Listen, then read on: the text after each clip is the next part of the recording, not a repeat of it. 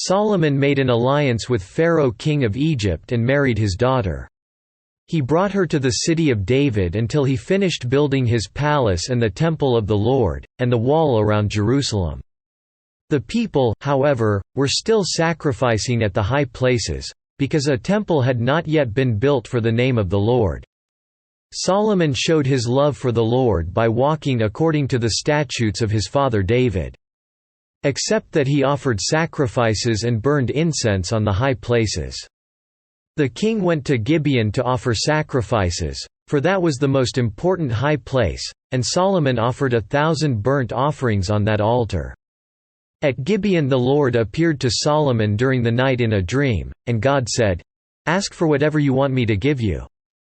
Solomon answered, "You have shown great kindness to your servant, my father David, because he was faithful to you and righteous and upright in heart. You have continued this great kindness to him and have given him a son to sit on his throne this very day. Now, O Lord my God, you have made your servant king in place of my father David. But I am only a little child and do not know how to carry out my duties. Your servant is here among the people you have chosen, a great people, too numerous to count or number. So give your servant a discerning heart to govern your people and to distinguish between right and wrong.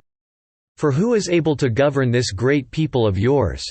The Lord was pleased that Solomon had asked for this. So God said to him, "Since you have asked for this and not for long life or wealth for yourself, nor have asked for the death of your enemies but for discernment in administering justice, I will do what you have asked. I will give you a wise and discerning heart, so that there will never have been anyone like you, nor will there ever be. Moreover, I will give you what you have not asked for, both riches and honor, so that in your lifetime you will have no equal among kings. And if you walk in my ways and obey my statutes and commands as David your father did, I will give you a long life." Then Solomon awoke and he realized it had been a dream. He returned to Jerusalem, stood before the Ark of the Lord's covenant and sacrificed burnt offerings and fellowship offerings. Then he gave a feast for all his court. Now 2 prostitutes came to the king and stood before him. One of them said, "My lord, this woman and I live in the same house. I had a baby while she was there with me. The 3rd day after my child was born, this woman also had a baby. We were alone, there was no one in the house but the 2 of us. During the night this woman's son died because she lay on him. So she got up in the middle of the night and took my son from my side while I, your servant, was asleep. She put him by her breast and put her dead son by my breast. The next morning, I got up to nurse my son and he was dead. But when I looked at him closely in the morning light, I saw that it wasn't the son I had born." The other woman said, "No. The living one is my son.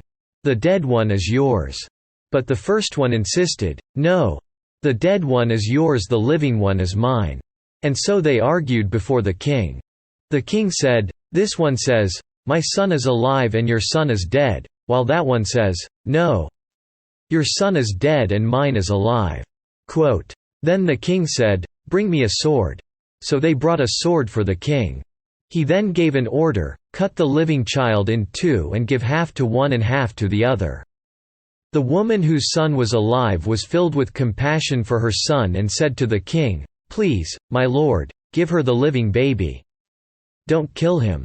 But the other said, "Neither I nor you shall have him. Cut him in 2. Then the king gave his ruling, "Give the living baby to the first woman. Do not kill him, she is his mother."